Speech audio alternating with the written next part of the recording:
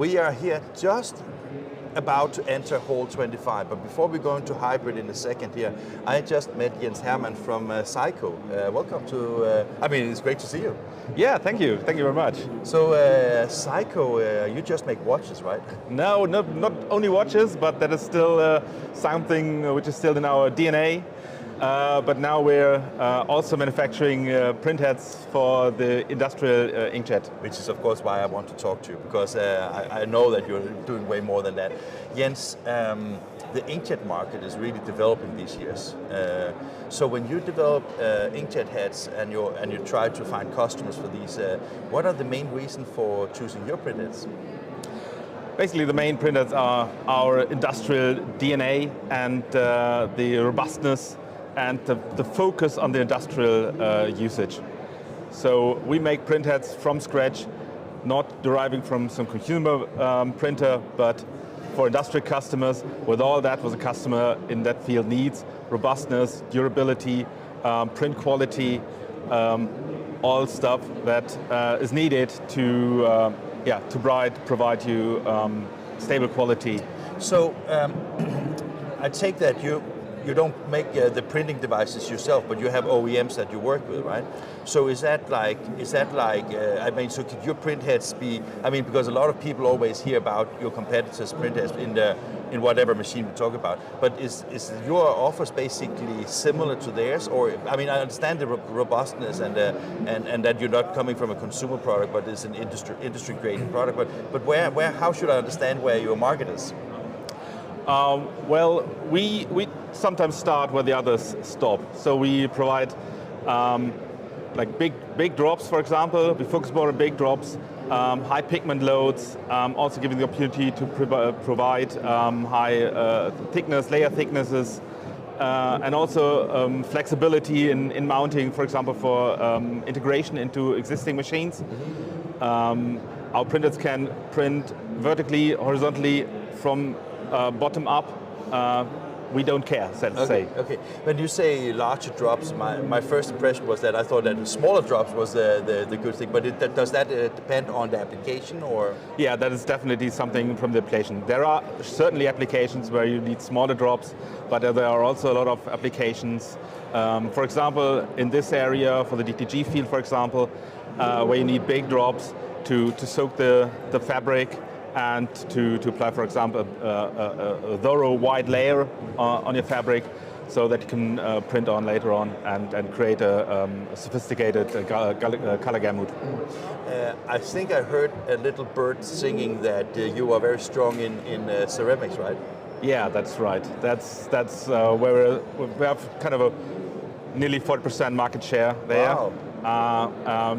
Due to our robustness and to the flexibility of our printhead, and to the capability of handling different types of inks, and also especially for the ceramics market, like the abrasive inks used there in a very dirty environment, and which is not like high-end printing in some kind of print shop. But it's more like fast and efficient and fast and efficient. Yes, exactly. Yeah. So what kind of? Can you give an example of what kind of application that could be? Is it like printing for?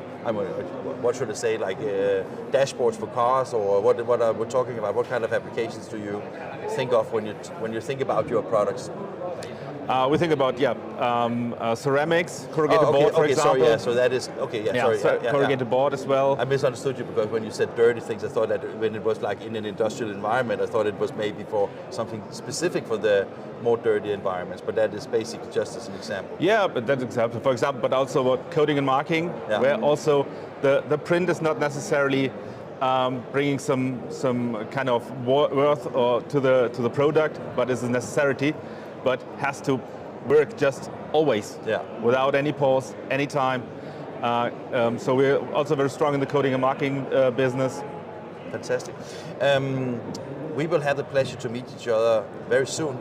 You have an open house event in Frankfurt in June. Yes, that's right. Tell me a little bit about it. Okay. So from the 27th of June to the 1st of July, we will open our headquarters in Neu-Isenburg near Frankfurt, again to our customers and interested people. We will show a lot of different applications. We will set the spotlight to our integrating partners. We show different applications, different examples of what can be done with our printers, and to give the people an idea and to give them some food for their minds to think about new ideas where we can also be of use, and also to show our laboratory and the possibility that we not only are a Japanese company, but we're also a kind of a German company and a European-based company, Central European-based company. So we provide support from Frankfurt. We also have our logistics center there, so we also will have a tour to our logistics center so that people can see that we do all the customs stuff, and during these times with all the supply chain problems, we try to be ready and to be better than others, let's say, for this. It sounds like it interesting, and I take that when I'm going there as well, all my stupid questions about what your printers can be used for, I will learn from you, right? Yes, yeah. You will see everything, and everything we can do, and even more. Yeah, and I look forward very much to come and visit you, because I think it's a really interesting area to cover, and you know, we can always learn from each other. So we will try to bring your message across to the industry by filming from your event. So we look very much forward to that. Yeah, I'm also looking forward to that, and as you say, learning from each other. That is basically one big idea of the open house and of our laboratory and our customer center there, is to get into touch as early as possible, to talk about possible solutions, to bring together all the parties like us as a printhead manufacturer, ink supply, machine manufacturers, ink manufacturers as well, and therefore to get on the way to the perfect solution for our customers as early as possible. And you know, next time it will not be live, so we can prepare a little bit, right? Okay. Thank you very much. Thank you very much, Jens. Yeah, thanks. Thanks. This was Jens Hermann from Seiko. And if you thought that Seiko was only a Japanese company, we learned that Seiko is also a German-based European company. Fantastic. Now we are going to see some software from Hybrid Software in Hall 25, and will be with you in a very few minutes, so stay tuned.